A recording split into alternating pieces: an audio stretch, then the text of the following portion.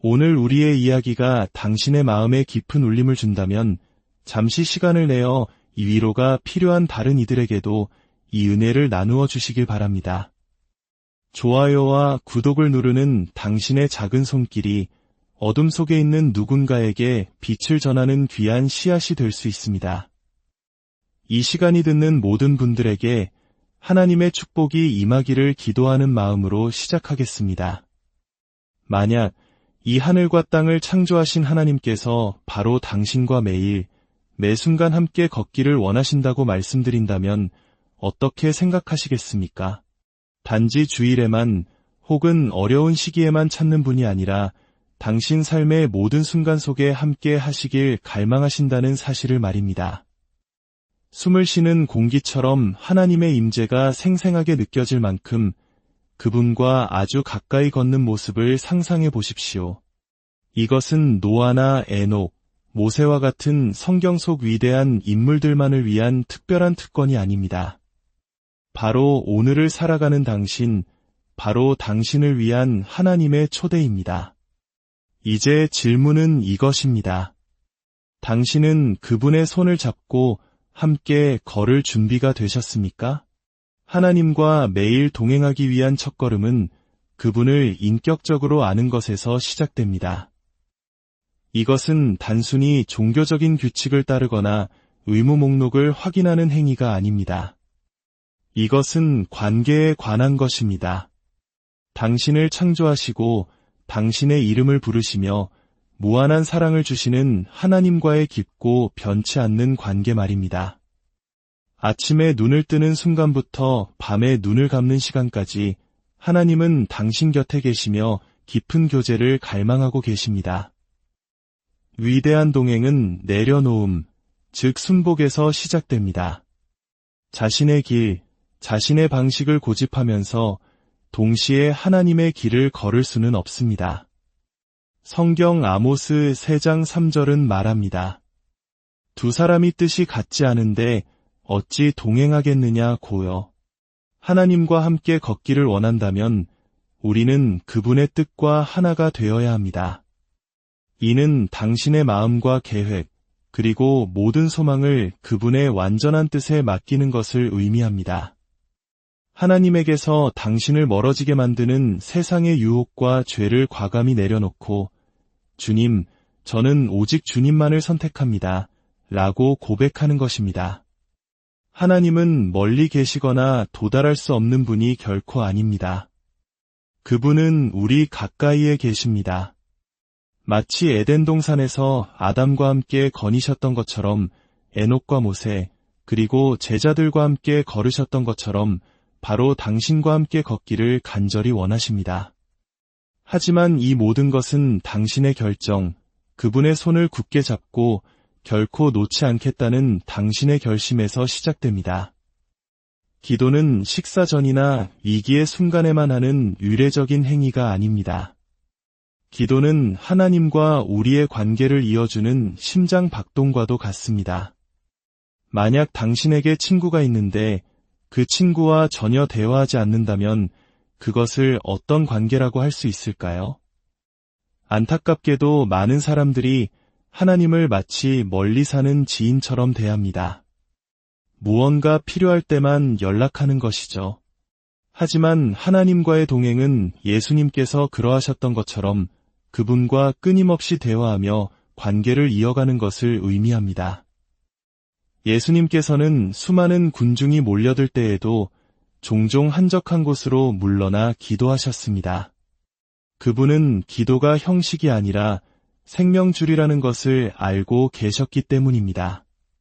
우리는 기도를 통해 우리의 마음을 쏟아내고 무거운 짐을 내려놓으며 새 힘을 얻습니다. 멀리서 들려오는 메아리가 아닌 아버지가 사랑하는 자녀에게 속삭이듯 말씀하시는 하나님의 음성을 듣는 법을 배우는 곳이 바로 기도의 자리입니다. 그리고 기도를 통해 우리의 뜻을 그분의 뜻에 맞추게 됩니다. 하지만 기도는 단지 말하는 것만이 아닙니다. 듣는 것이기도 합니다. 우리는 너무나 자주 요청할 목록만 잔뜩 들고 기도의 자리에 나아가 하나님의 응답을 들을 잠시의 틈도 없이 서둘러 일어서곤 합니다. 하나님과 매일 동행한다는 것은 침묵을 위한 공간을 만드는 것을 의미합니다. 그분께서 우리의 생각과 결정을 인도하시도록 잠잠히 기다리는 것입니다. 기분이 좋을 때만 기도하는 것이 아니라 기도를 삶의 방식으로 삼는 것입니다. 데살로니가전서 5장 17절은 쉬지 말고 기도하라고 말씀합니다. 이것이 하루 종일 무릎 꿇고 있으라는 의미는 아닐 것입니다. 이는 하나님의 임재를 항상 의식하며 하루 종일 그분과 대화하는 삶의 태도를 말합니다. 기도가 당신의 습관이 될 때 하나님의 임재는 당신의 현실이 됩니다. 당신은 더 이상 그분에 대해 말만 하는 사람이 아니라 그분과 함께 걷는 사람이 될 것입니다. 성경은 그저 오래된 책 한 권이 아닙니다. 그것은 당신에게 직접 말씀하시는 살아있는 하나님의 음성입니다. 디모데후서 3장 16절에 기록된 것처럼 모든 성경의 페이지, 모든 구절, 모든 단어는 하나님의 감동으로 된 것입니다. 만약 당신이 하나님과 매일 동행하기를 원한다면 반드시 그분의 말씀 안에서 시간을 보내야 합니다. 왜냐하면 바로 그곳에서 하나님께서 자신의 마음과 성품, 그리고 당신의 삶을 향한 그분의 뜻을 드러내시기 때문입니다. 생각해 보십시오. 누군가가 어디로 이끄는지도 모르면서 어떻게 그를 따라갈 수 있겠습니까? 하나님께서 무엇을 약속하셨는지 알지 못하면서 어떻게 그분을 신뢰할 수 있겠습니까? 성경은 당신의 여정을 위한 지도이며 방향을 알려주는 나침반이며 영혼에 일용할 양식입니다. 예수님께서는 마태복음 4장 4절에서 친히 말씀하셨습니다. 사람이 떡으로만 살 것이 아니요 하나님의 입으로부터 나오는 모든 말씀으로 살 것이라. 우리의 몸이 살기 위해 음식이 필요한 것처럼 우리의 영혼은 번성하기 위해 하나님의 말씀이 필요합니다. 하지만 너무나 많은 신자들이 하나님의 말씀을 소홀히 합니다. 그들은 설교나 묵상집 혹은 소셜미디어의 짧은 글고에 영적인 양식을 의존합니다. 하지만 이처럼 간접적인 말씀과의 관계는 하나님과의 간접적인 관계로 이어질 뿐입니다. 만약 당신이 일주일에 한 번만 식사한다면 당신의 몸은 쇠약해질 것입니다. 마찬가지로 만약 당신이 주일에만 성경을 편다면 당신의 믿음은 연약해질 수밖에 없습니다. 우리는 매일 하나님의 말씀을 풍성히 먹어야 합니다. 성경을 읽는 것은 단순히 지식을 얻는 행위가 아닙니다. 그것은 변화를 위한 것입니다. 히브리서 4장 12절은 말합니다. 하나님의 말씀은 살아있고 활력이 있어 좌우의 날선 어떤 검보다도 예리하여 이 말씀은 원수의 거짓말을 꿰뚫고 우리의 죄를 드러내며 믿음을 강하게 하고 우리의 마음을 새롭게 합니다. 당신의 마음을 말씀으로 가득 채울 때 그 말씀이 당신의 생각과 행동, 그리고 소망을 빚어가기 시작합니다. 하나님과 동행한다는 것은 그분의 말씀이 당신의 발걸음을 인도하게 하는 것입니다. 삶이 혼란스러울 때 그분의 말씀은 명확함을 줍니다. 시련이 닥칠 때 그분의 약속은 평안을 가져다 줍니다. 유혹이 문을 두드릴 때 그분의 진리는 이겨낼 힘을 줍니다. 당신이 말씀 안에 더 깊이 거할수록 하나님의 음성을 더 선명하게 듣게 될 것이며 당신의 삶은 그분의 임재를 더욱 분명하게 반영하게 될 것입니다. 결코 잊지 마십시오. 성경은 낡고 시대에 뒤떨어진 책이 아닙니다. 그것은 당신을 더 가까이 부르시는 살아 숨쉬는 하나님의 음성입니다. 그분과 동행하기를 원한다면 그분이 무엇을 말씀하시는지 반드시 귀 기울여야 합니다. 순종은 하나님을 향한 당신의 사랑을 증명하는 진정한 시험대입니다. 많은 사람들이 하나님과 동행하고 싶다고 말하지만 그들은 오직 상황이 편리할 때만 그분을 따릅니다. 진정으로 하나님과 동행하는 것은 그것이 어려울 때에도, 이해되지 않을 때에도, 심지어 세상이 다른 길을 가라고 외칠 때에도 그분께 순종하는 것을 의미합니다. 예수님께서는 요한복음 14장 15절에서 말씀하셨습니다. 너희가 나를 사랑하면 나의 계명을 지키리라. 주님은 만약 기분이 내키면이나 만약 쉽다면이라고 말씀하지 않으셨습니다. 그분은 나를 사랑하면 이라고 말씀하셨습니다. 왜냐하면 순종은 하나님을 향한 우리의 사랑과 신뢰의 표현이기 때문입니다. 하나님과 동행하는 사람은 그분의 말씀을 듣기만 하는 것이 아니라 그 말씀대로 살아냅니다. 옳은 것이 무엇인지 알기만 하는 것이 아니라 그것을 행합니다. 노아를 보십시오. 창세기 6장 9절은 노아는 하나님과 동행하였으며 라고 기록합니다. 하나님께서 그에게 방주를 지으라고 명하셨을 때 하늘에는 비 한 방울 내리지 않았습니다. 사람들은 분명 그를 조롱하고 미쳤다고 손가락질하며 그의 믿음을 의심했을 것입니다. 하지만 노아는 순종했습니다. 그가 홍수를 보았기 때문이 아니라 그에게 경고하신 분을 신뢰했기 때문입니다.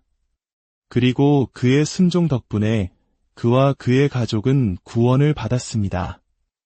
우리는 너무나 자주 하나님의 말씀 중 순종하고 싶은 부분만 골라내려 합니다. 그분의 약속은 사랑하지만 그분의 명령은 부담스러워합니다. 그분의 축복은 원하지만 그분의 가르침은 무시합니다. 하지만 부분적인 순종은 불순종일 뿐입니다. 하나님과 동행한다는 것은 주님, 나의 뜻이 아니라 당신의 뜻이 이루어지게 하소서라고 고백하는 것입니다. 비록 우리가 다 이해하지 못할 때라도 그분의 길이 우리의 길보다 높다는 것을 신뢰하는 것입니다. 그리고 여기에 진리가 있습니다. 순종은 축복을 가져옵니다. 당신이 순종의 길을 걸을 때 당신은 하나님의 은혜와 보호, 그리고 인도하심 아래 걷게 됩니다.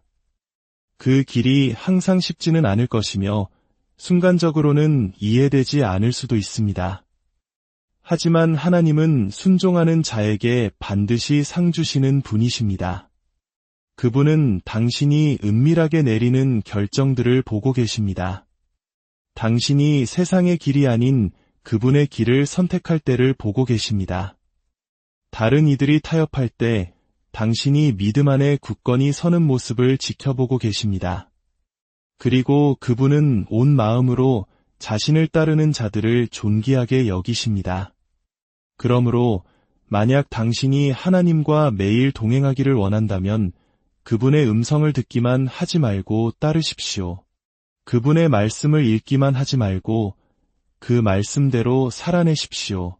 하나님이 말씀하시는 것에 동의만 하지 말고 순종하십시오. 왜냐하면 당신이 그분께 더 많이 순종할수록 당신은 그분과 더욱 가까이 걷게 될 것이기 때문입니다. 회개는 하나님과 가까운 관계를 유지하는 열쇠입니다. 죄를 붙들고 있으면서는 그분과 동행할 수 없습니다. 죄는 거리를 만들고 우리를 분리시키며 당신과 하나님 사이에 벽을 쌓습니다. 하지만 회개는 그 벽을 허물고 그분께서 당신과 누리길 원하시는 친밀함을 회복시킵니다. 많은 사람들이 회개를 일회성 사건, 즉 처음 그리스도께 삶을 드렸을 때 했던 어떤 행위로 생각합니다. 하지만 진정한 회개는 매일의 실천입니다. 왜냐하면 우리는 매일 넘어지고 부족하며 우리 마음에 있어서는 안 될 것들을 허용하기 때문입니다. 교만, 쓴뿌리, 용서하지 못하는 마음, 정욕, 이기심. 만약 우리가 주의하지 않는다면 이런 것들이 우리의 마음을 굳게 하고 우리를 하나님으로부터 멀어지게 만듭니다. 하나님의 마음에 합한 사람이었던 다윗은 회개의 중요성을 깊이 이해했습니다. 그는 죄를 지은 후 그것을 숨기거나 변명하려 하지 않았습니다. 대신 그는 이렇게 부르짖었습니다. 하나님이여 내 속에 정한 마음을 창조하시고 내 안에 정직한 영을 새롭게 하소서. 그는 죄가 단지 하나님의 율법을 어기는 것뿐만 아니라 하나님의 마음을 아프게 한다는 것을 알았습니다.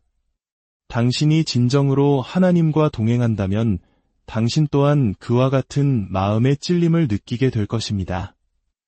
회개는 단순히 미안합니다 라고 말하는 것 이상입니다.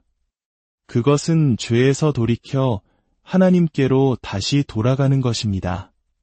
그것은 마음의 변화, 생각의 변화, 그리고 방향의 전환입니다. 그것은 주님, 제 삶에 당신과 저를 갈라놓는 그 어떤 것도 원하지 않습니다. 라고 고백하는 영혼의 유턴입니다. 그리고 여기에 아름다운 약속이 있습니다. 당신이 진실한 마음으로 하나님께 나아갈 때 그분은 언제나 용서할 준비가 되어 있으십니다. 요한일서 1장 9절은 말합니다. 만일 우리가 우리 죄를 자백하면 그는 미쁘시고 위로우사 우리 죄를 사하시며 우리를 모든 불의에서 깨끗하게 하실 것이요 어떤 죄도 너무 크지 않으며 어떤 실패도 너무 깊지 않습니다. 당신이 회개하는 그 순간 그분은 당신을 깨끗하게 씻기시고 다시 그분의 임재 안으로 따뜻하게 맞아주십니다. 그러므로 하나님과 매일 동행하기를 원한다면 그분 앞에서 당신의 마음을 순결하게 지키십시오. 자백하지 않은 죄가 당신과 하나님 사이에 거리를 만들게 두지 마십시오. 신속하게 그분께 나아가 모든 것을 그분의 발 앞에 내려놓고 그분의 은혜가 당신을 새롭게 하도록 하십시오. 회개하는 마음이야말로 하나님과 가장 가까이 동행하는 마음입니다. 예배는 노래 한 곡 그 이상입니다. 예배는 삶의 방식입니다. 많은 사람들이 예배를 주일 아침 30분 동안 손을 들고 음악에 맞춰드리는 어떤 행위라고 생각합니다. 그러나 진정한 예배는 단지 교회에서 하는 행위가 아니라 당신이 매일 살아가는 방식 그 자체입니다. 하나님과 동행한다는 것은 당신의 말, 생각, 행동, 결정 등 모든 것에서 그분을 영화롭게 하는 삶을 사는 것을 의미합니다. 로마서 12장 1절은 말합니다. 너희 몸을 하나님이 기뻐하시는 거룩한 산제물로 드리라. 이는 너희가 드릴 영적 예배니라. 예배는 단지 하나님에 대해 노래하는 것이 아니라 그분께 온전히 굴복하는 것입니다. 다른 사람을 대하는 방식, 시련을 다루는 방식, 그리고 아무도 보지 않을 때에도 신실함을 지키는 방식을 통해 그분께 영광을 돌리기로 선택하는 것입니다. 예수님께서는 사마리아 여인에게 참된 예배자들은 영과 진리로 아버지께 예배할 때가 온다고 말씀하셨습니다. 이는 예배가 외적인 표현이 아니라 마음의 문제라는 것을 의미합니다. 다른 사람들에게 보이기 위해 종교적인 행위를 하는 것이 아니라 하나님을 향한 깊고 인격적인 헌신입니다. 예배하는 마음은 그분을 첫자리에 두고 모든 것 위에 그분을 높이며 그분의 임재를 기뻐합니다. 여기에 진리가 있습니다. 당신이 무엇을 예배하느냐가 당신의 삶을 결정합니다. 만약 당신이 돈을 예배한다면 당신의 마음은 탐욕에 사로잡힐 것입니다. 만약 당신이 성공을 예배한다면 당신은 끊임없이 성취를 줬지만 결코 평안을 찾지 못할 것입니다. 그러나 만약 당신이 하나님을 예배한다면 당신의 삶은 그분의 임재와 기쁨, 그리고 그분의 목적으로 가득 차게 될 것입니다. 예배를 매일의 생활 방식으로 삼을 때 당신은 모든 순간에 하나님을 초대하게 됩니다. 출근길 운전을 할 때, 설거지를 할 때, 혹은 어려운 상황에 직면했을 때에도 당신은 감사를 통해, 순종을 통해, 그리고 믿음을 통해 그분을 예배할 수 있습니다. 그리고 당신이 예배할 때 그분의 임재가 당신을 감싸고 그분의 평안이 당신을 채우며 그분과의 동행은 매일 더 깊어집니다. 그러니 주일을 기다리지 마십시오. 바로 지금 하나님을 예배하십시오. 시련 속에서도 그분을 예배하십시오. 승리의 순간에도 그분을 예배하십시오. 당신의 하루 속 조용한 순간들에도 그분을 예배하십시오. 왜냐하면 예배의 삶이야말로 하나님과 가장 가까이 동행하는 삶이기 때문입니다. 당신이 누구와 어울리는지는 당신을 하나님께 더 가까이 이끌거나 혹은 그분에게서 멀어지게 만들 것입니다. 하나님과 매일 동행하는 것은 결코 혼자서 가는 여정이 아닙니다. 당신에게는 믿음을 강하게 하고 성장을 격려하며 어려운 시기에 용기를 주는 경건한 관계가 필요합니다. 잠언 13장 20절은 말합니다. 지혜로운 자와 동행하면 지혜를 얻고 미련한 자와 사귀면 해를 받느니라. 당신이 함께하는 사람들은 당신의 사고방식과 선택, 그리고 궁극적으로 하나님과의 동행에 영향을 미칩니다. 만약 당신이 그리스도를 따르려는 소망이 없는 사람들과 계속 어울린다면 믿음의 길에서 멀어지기 쉽습니다. 하지만 예수님을 사랑하는 사람들과 함께 걷는다면 그들의 믿음이 당신의 믿음을 더욱 날카롭게 벼려줄 것입니다. 예수님 자신을 생각해 보십시오. 그분은 제자들과 함께 하셨습니다. 그들과 함께 걸으시고 가르치시고 격려하셨으며 필요할 때는 바로잡아 주셨습니다. 이것이 바로 진정한 그리스도인의 교제의 모습입니다. 이것은 단지 친구를 갖는 것에 대한 이야기가 아닙니다. 당신을 위해 기도해주고 하나님의 약속을 상기시켜주며 당신이 길을 잃기 시작할 때 책임감 있게 붙잡아주는 올바른 친구를 갖는 것에 대한 이야기입니다. 당신의 믿음의 가장 큰 위험 중 하나는 고립입니다. 사탄은 신자를 약하게 만들고 싶을 때 종종 경건한 공동체로부터 그들을 떼어놓는 것부터 시작합니다. 그리고 이렇게 속삭입니다. 교회는 필요 없어. 믿음의 친구들도 필요 없어. 너 혼자서도 잘할 수 있어. 하지만 그것은 거짓말입니다. 히브리서 10장 25절은 우리에게 상기시킵니다. 모이기를 패하는 어떤 사람들의 습관과 같이 하지 말고 오직 권하여 그날이 가까움을 볼수록 더욱 그리하자. 당신에게는 영적인 가족이 필요합니다. 진리를 선포하는 교회가 필요합니다. 그리스도 안에서 당신을 세워주는 우정이 필요합니다. 그러므로 하나님과 매일 동행하기를 원한다면 당신 곁에서 함께 걷고 있는 사람이 누구인지 자세히 살펴보십시오. 그들이 당신을 그리스도께로 인도하고 있습니까? 아니면 그분에게서 멀어지게 하고 있습니까? 그들이 당신의 믿음을 강하게 합니까? 아니면 약하게 만듭니까? 하나님을 존귀하게 여기는 관계를 선택하십시오. 그러면 당신은 자신이 그분과 더욱 가까이 걷고 있음을 발견하게 될 것입니다. 이 험난한 세상을 살아갈 때 우리의 짧은 이해력에 의존하는 대신 하나님의 인도를 신뢰하는 것. 이것이 매일 그분과 동행하는 삶입니다.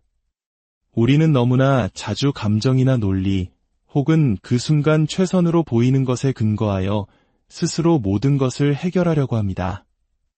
그러나 진정한 믿음은 통제권을 내려놓고 비록 전체 그림이 보이지 않을 때에도 하나님께서 당신의 발걸음을 인도하시도록 허락하는 것입니다. 잠언 3장 5절에서 6절은 우리에게 이렇게 권면합니다. 너는 마음을 다하여 여호와를 신뢰하고 내 명철을 의지하지 말라. 너는 범사에 그를 인정하라. 그리하면 내 길을 지도하시리라. 하나님께서는 당신 신뢰의 절반을 요구하지 않으십니다. 그분은 전부를 원하십니다.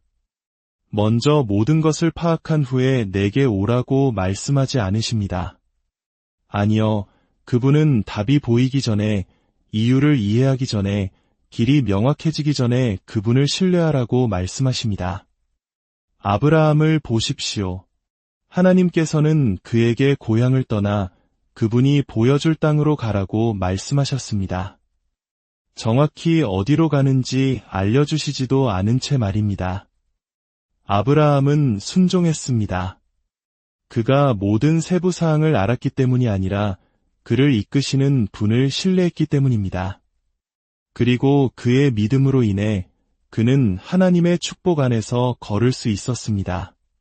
당신이 자신의 지혜를 신뢰할 때 당신은 당신이 보고 이해할 수 있는 것에 의해 제한됩니다. 그러나 당신이 하나님의 지혜를 신뢰할 때 당신은 당신이 상상할 수 있는 것보다 훨씬 더 높고 위대하며 완전한 그분의 계획에 따라 걷게 됩니다.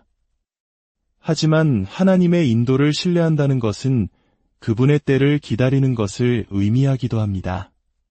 때때로 하나님의 응답은 예나 아니오가 아니라 기다리라일 수 있습니다. 그 순간에 사탄은 당신을 의심과 두려움, 그리고 조급함으로 채우려 할 것입니다. 그러나 기억하십시오. 하나님은 결코 늦지 않으시며 결코 틀리지 않으십니다. 그분은 언제나 신실하십니다. 그러므로 하나님과 매일 동행하기를 원한다면 모든 것을 통제하려는 시도를 멈추십시오. 두려움이나 압박감에 근거한 결정을 내리지 마십시오.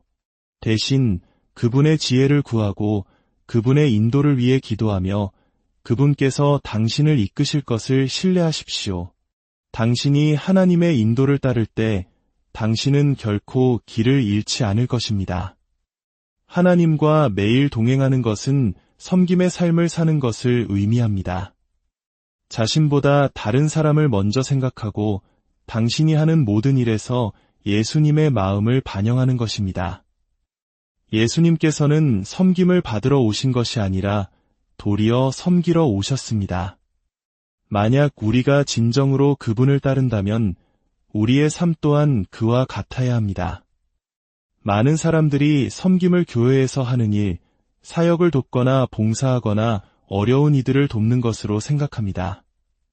물론 그것들도 중요하지만 진정한 섬김은 단순한 활동이 아니라 태도입니다. 그것은 주님, 제가 어디에 있든지 저를 사용하여 주옵소서 라고 말하는 마음의 자세입니다. 하나님의 아들이셨음에도 불구하고 예수님께서는 자신을 낮추어 제자들의 발을 씻기셨습니다. 만왕의 왕께서 가장 낮은 자리를 취하심으로써 하나님 나라에서의 위대함은 겸손에서 발견된다는 것을 보여주셨습니다. 하나님과 동행한다는 것은 아무도 보지 않을 때에도 다른 사람들을 사랑하고 축복하며 돌볼 기회를 찾는 바로 그와 같은 종의 마음을 갖는 것을 의미합니다. 이 세상은 우리 자신과 우리의 목표, 성공, 그리고 편안함에 집중하라고 가르칩니다. 그러나 하나님은 우리에게 자신을 넘어서 보라고 부르십니다. 빌립보서 2장 3대 4절은 말합니다. 아무 일에든지 다툼이나 허영으로 하지 말고 오직 겸손한 마음으로 각각 자기보다 남을 낮게 여기고 각각 자기 일을 돌볼 뿐더러 또한 각각 다른 사람들의 일을 돌보아 당신이 다른 사람들을 섬길 때 당신은 행동으로 그리스도의 사랑을 보여주는 것입니다. 그리고 여기에 놀라운 진리가 있습니다. 당신이 섬길 때 당신은 하나님께 더 가까이 나아갑니다. 그분은 희생의 순간에 친절한 행동 속에서 그리고 아무 대가도 기대하지 않고 조용히 베푸는 당신의 모습 속에서 당신을 만나주십니다. 섬김은 단지 당신이 다른 사람들을 위해 무엇을 하느냐에 관한 것이 아닙니다. 그것은 하나님께서 당신 안에서 무엇을 하시느냐에 관한 것입니다. 그것은 당신의 마음을 빚고 믿음을 깊게 하며 당신의 삶을 그분의 목적에 맞게 정렬시킵니다. 그러므로 하나님과 동행하기를 원한다면 매일 스스로에게 물어보십시오. 오늘 나는 어떻게 섬길 수 있을까? 누구를 격려할 수 있을까? 누구를 도울 수 있을까? 당신이 더 많이 섬길수록 당신은 그리스도의 마음을 더 많이 반영하게 될 것이며 그의 마음을 더 많이 반영할수록 당신은 그분과 더욱 가까이 걷게 될 것입니다. 우리의 삶은 예측할 수 없는 폭풍우를 만나기도 하고 때로는 끝이 보이지 않는 긴 터널을 지나는 것처럼 느껴질 때도 있습니다. 그러나 하나님과의 매일의 동행은 흔들리지 않는 믿음을 요구합니다. 상황이 이해되지 않을 때, 기도가 응답 없는 메아리처럼 느껴질 때, 그리고 시련이 몰아칠 때에도 그분을 굳게 붙잡는 믿음 말입니다. 믿음은 모든 것이 순조로울 때만 하나님을 믿는 것이 아닙니다. 아무것도 이해되지 않을 때 그분을 신뢰하는 것입니다.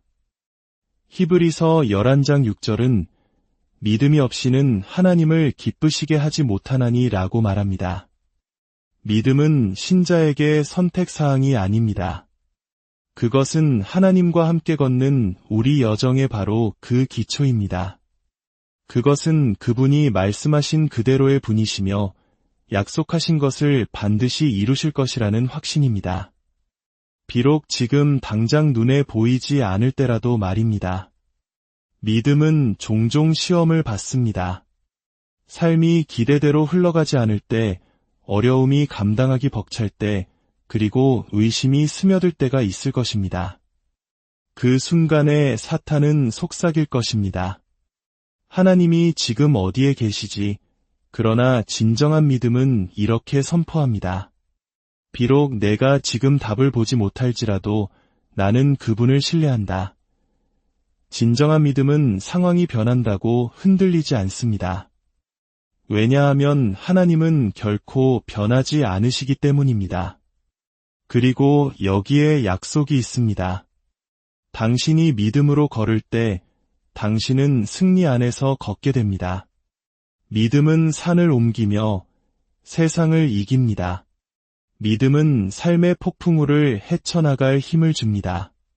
당신이 믿음을 굳게 붙들 때 당신은 상상하지 못했던 방식으로 하나님의 능력과 공급하심, 그리고 그분의 임재를 보게 될 것입니다.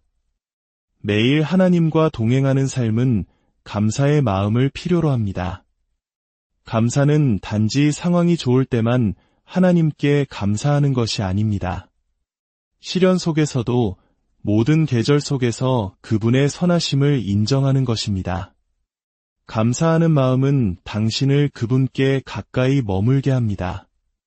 왜냐하면 그것은 당신의 초점을 문제에서 그분의 임재로, 당신의 어려움에서 그분의 충족하심으로 옮겨주기 때문입니다. 데살로니가전서 5장 18절은 범사에 감사하라, 이것이 그리스도 예수 안에서 너희를 향하신 하나님의 뜻이니라고 말합니다. 모든 상황에 대하여 감사하라고 하지 않고 모든 상황 속에서 감사하라고 말합니다. 이는 삶이 어렵고 기도가 응답 없는 것처럼 보이고 폭풍우가 몰아칠 때에도 우리가 여전히 그분께 감사할 이유를 찾을 수 있다는 뜻입니다. 왜냐하면 감사는 영적인 무기이기 때문입니다. 사탄은 당신이 없는 것, 부서진 것, 잘못된 것에 집중하기를 원합니다. 그러나 당신이 감사를 선택할 때 당신은 사탄의 거짓말을 잠재우고 하나님은 여전히 선하시고 신실하시며 모든 것을 다스리고 계심을 스스로에게 상기시키는 것입니다. 그러므로 하나님과 매일 동행하기를 원한다면 감사하는 마음을 기르십시오. 완벽한 상황을 기다리지 말고 바로 지금 감사하십시오. 그분이 행하신 일, 지금 하고 계신 일, 그리고 앞으로 행하실 일에 대해 감사하십시오. 당신이 감사를 더 많이 실천할수록 당신은 그분과 더욱 가까이 걷게 될 것입니다. 하나님과 매일 동행하는 것은 절대 포기하지 않는 것을 의미합니다. 신실함을 지키고 시련을 인내하며 길이 험난해질 때에도 계속해서 나아가는 것입니다. 그리스도인의 삶은 단거리 경주가 아니라 마라톤입니다. 도전이 있을 것이고 의심의 순간도 있을 것입니다. 그러나 인내하는 자들은 그들이 상상하지 못했던 방식으로 하나님의 신실하심을 보게 될 것입니다. 갈라디아서 6장 9절은 말합니다. 우리가 선을 행하되 낙심하지 말지니 포기하지 아니하면 때가 이름에 거두리라. 사탄은 당신을 낙심시키고 싶어합니다. 당신의 기도가 효과가 없고 순종이 의미 없으며 믿음이 아무런 변화도 만들지 못한다고 느끼게 만들고 싶어합니다. 그러나 하나님의 말씀은 약속합니다. 당신이 계속 나아간다면 반드시 그 상급을 보게 될 것이라고 말입니다. 욥을 보십시오. 그는 모든 것을 잃었지만 신실함을 지켰고 하나님께서는 그를 회복시켜 주셨습니다. 바울을 보십시오. 그는 매맞고 감옥에 갇히고 파선을 당했지만 복음 전파를 멈추지 않았습니다. 예수님을 보십시오. 그분은 자기 앞에 있는 기쁨을 위하여 십자가를 참으셨습니다. 그들의 인내는 승리로 이어졌고 그것은 당신에게도 마찬가지입니다. 하지만 인내는 당신 자신의 힘에 의존하는 것이 아니라 하나님의 힘에 의존하는 것을 의미합니다. 이사야 40장 31절은 말합니다. 오직 여호와를 앙망하는 자는 새 힘을 얻으리니 독수리가 날개치며 올라감 같을 것이요 다른 박질하여도 곤비하지 아니하겠고 걸어가도 피곤하지 아니하리로다. 당신이 약하다고 느낄 때 그분은 당신의 힘이 되십니다. 당신이 지쳤다고 느낄 때 그분은 당신에게 힘을 주십니다. 당신이 포기하고 싶을 때 그분은 자신의 은혜가 족하다는 것을 상기시켜 주십니다. 하나님과 매일 동행하는 것은 단 한 번의 결정이 아니라 평생의 여정입니다. 그것은 삶의 모든 계절 속에서 그분을 찾고 신뢰하며 따르겠다는 헌신입니다. 어떤 날은 기쁨과 승리로 가득 차 씌울 것이고 어떤 날은 믿음과 인내 그리고 순종을 요구하며 어려울 것입니다. 그러나 이 모든 것을 통해 한 가지 진실은 변치 않습니다. 하나님은 당신과 함께 하십니다. 그분은 당신 곁에서 걸으십니다. 당신이 기도할 때 그분은 당신에게 말씀하시고 그분의 말씀을 통해 당신을 인도하십니다. 시련 속에서 당신을 강하게 하시고 그분의 성령으로 당신을 채우시며 매일 당신을 더 가까이 걷자고 부르십니다. 그러니 오늘 결단하십시오. 단지 하나님을 믿는 것을 넘어 매일 그분과 동행하기로 말입니다. 그분의 말씀을 위한 시간을 내고 기도에 신실하며 그분의 인도를 신뢰하고 그분의 음성에 순종하며 다른 이들을 섬기십시오. 믿음과 감사, 그리고 인내 안에서 걸으십시오. 그리고 어떤 일이 닥치든 절대로 그분의 손을 놓지 마십시오. 당신이 하나님과 더 가까이 걸을수록 그분의 능력을 더 많이 보게 될 것입니다. 그분의 음성을 더 선명하게 듣게 될 것입니다. 그분의 사랑을 더 깊이 경험하게 될 것입니다. 그리고 언젠가 이 생이 끝나는 날, 당신은 그분 앞에 서서 우리 모두가 듣기 갈망하는 그 말을 듣게 될 것입니다. 잘하였도다. 착하고 충성된 종아, 계속 걸어가십시오. 계속 믿으십시오. 계속 신뢰하십시오. 하나님과 함께라면 당신은 결코 혼자가 아닙니다. 주님의 평안과 은혜가 당신의 모든 걸음 위에 함께 하시기를 간절히 기도합니다. 만약 오늘 이 말씀을 통해 위로와 힘을 얻으셨다면 이 은혜를 주변 사람들과 함께 나누어 주시길 바랍니다. 다시 주님의